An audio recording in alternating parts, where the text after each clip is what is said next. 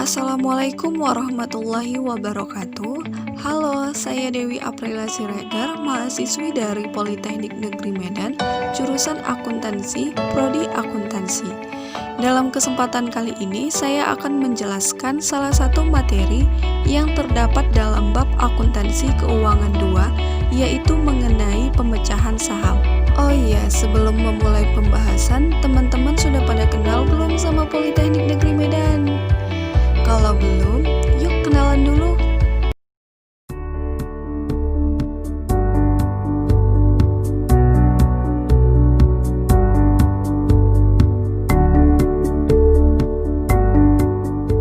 Pada tahun 1979, Universitas Sumatera Utara ditetapkan sebagai salah satu dari 6 universitas atau institut yang mendapat proyek pembangunan pendidikan Politeknik tahap 1 dari Dikti dengan nama Politeknik Universitas Sumatera Utara atau Politeknik USU Medan.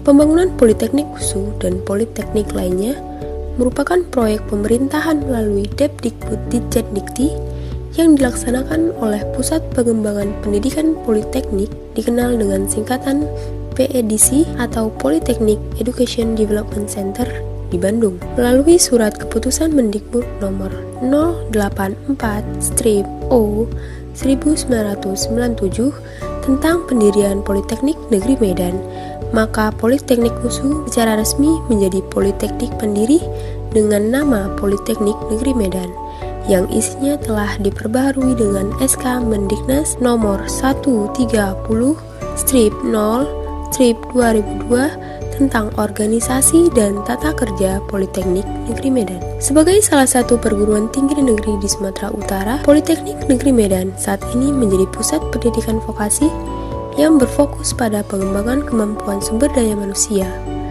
dan memiliki visi global untuk turut serta meningkatkan angka partisipasi kasar pendidikan di Indonesia.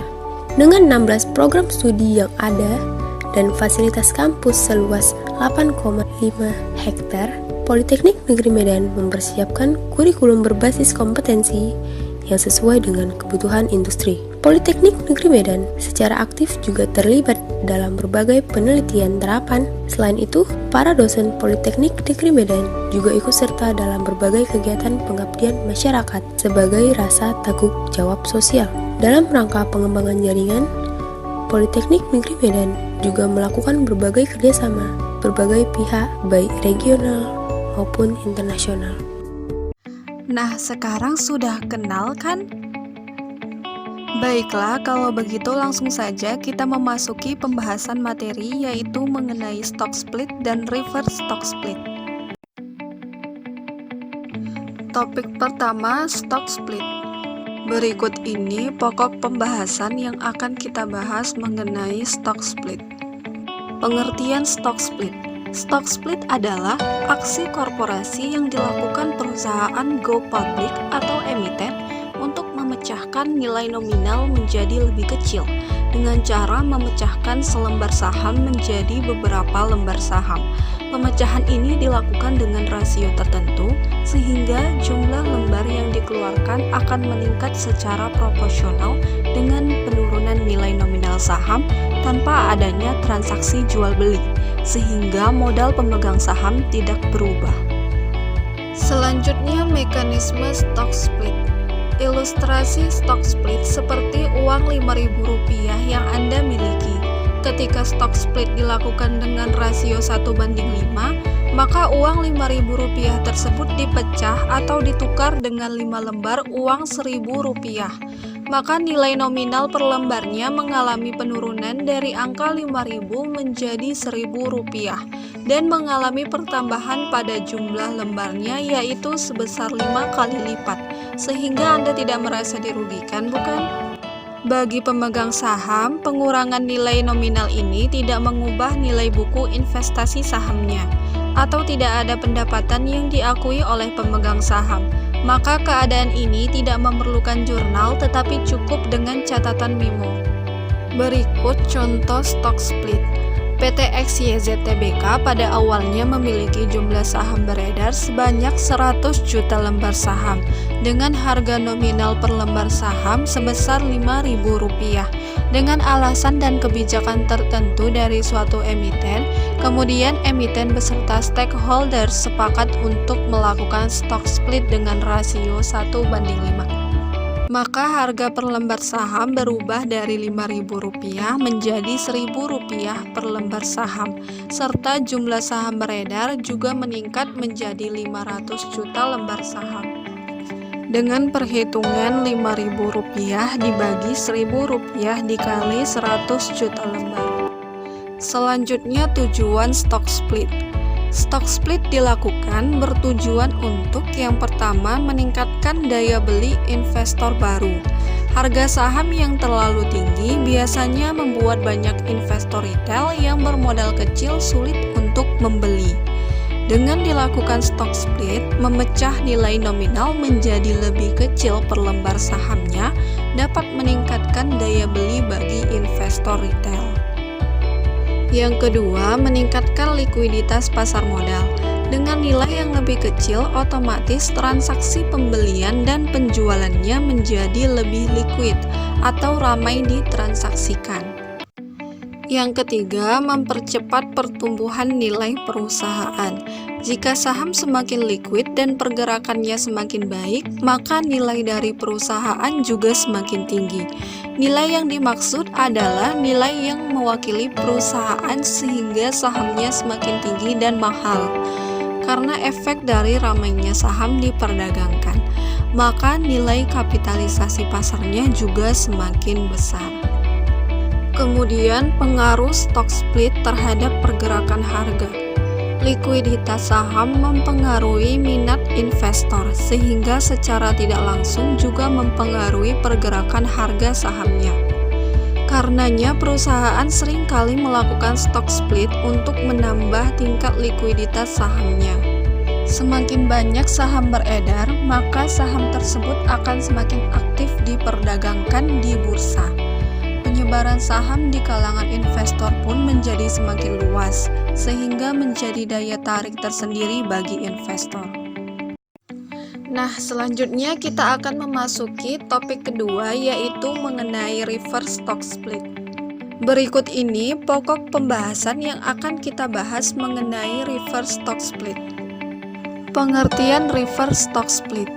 Reverse stock split adalah aksi korporasi yang dilakukan perusahaan go public atau emiten untuk menggabungkan nilai nominal harga saham atau stock price menjadi lebih besar dengan tujuan untuk mengurangi jumlah saham beredar tanpa harus menambah jumlah modal yang disetor. Berbeda dengan stock split, reverse stock split akan mengurangi jumlah saham yang beredar sehingga harga sebuah saham akan naik. Selanjutnya, mekanisme reverse stock split. Ilustrasi reverse stock split seperti 5 lembar uang Rp1.000 yang Anda miliki. Ketika reverse stock split dilakukan dengan rasio 5:1, maka 5 lembar uang Rp1.000 tersebut digabung atau ditukar dengan selembar uang Rp5.000. Maka nilai nominal per lembarnya mengalami kenaikan dari angka 1.000 menjadi Rp5.000 dan mengalami pengurangan pada jumlah lembarnya, yaitu sebesar 5 kali lipat, sehingga Anda tidak merasa dirugikan, bukan?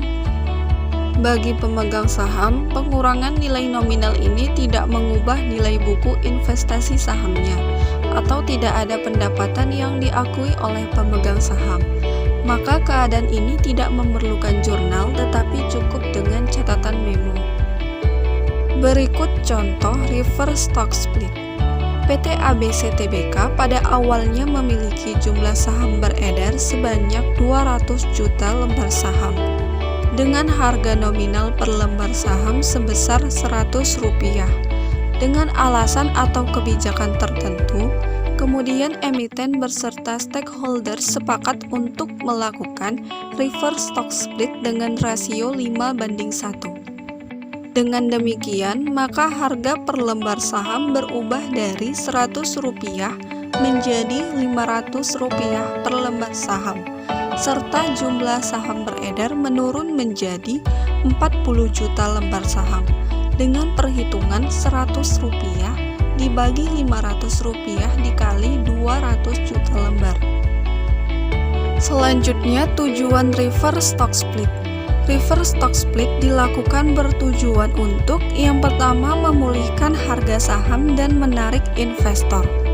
Saham yang terlalu rendah menimbulkan persepsi yang kurang baik dari investor. Maka untuk meningkatkan kepercayaan investor kembali, dilakukan reverse stock split dengan memulihkan harga sahamnya pada tingkat optimal sehingga diharapkan investor tertarik melakukan perdagangan. Yang kedua, mendapatkan posisi aman di pasar modal. Selain menarik investor, alasan reverse stock split dilakukan agar perusahaan tetap terdaftar di pasar modal. Ini menjadi upaya penyelamatan perusahaan untuk tetap mendapat posisi aman di bursa efek. Yang ketiga, mengurangi jumlah pemegang saham. Dengan mengurangi jumlah pemegang saham, perusahaan dapat lebih mudah mengatur pemegang saham. Perusahaan lebih mudah menentukan regulasi yang dikehendaki. Pengaruh reverse stock split terhadap pergerakan harga. Pada umumnya, jarang ada perusahaan yang melakukan reverse stock split. Saham yang sangat murah dan biasanya berada di ambang batas bawah justru kurang aktif diperdagangkan dan tidak liquid. Seperti saham yang nominalnya dibeli Rp50. Banyak yang ingin menjualnya namun lebih sedikit yang ingin membelinya karena akan sulit untuk dicairkan.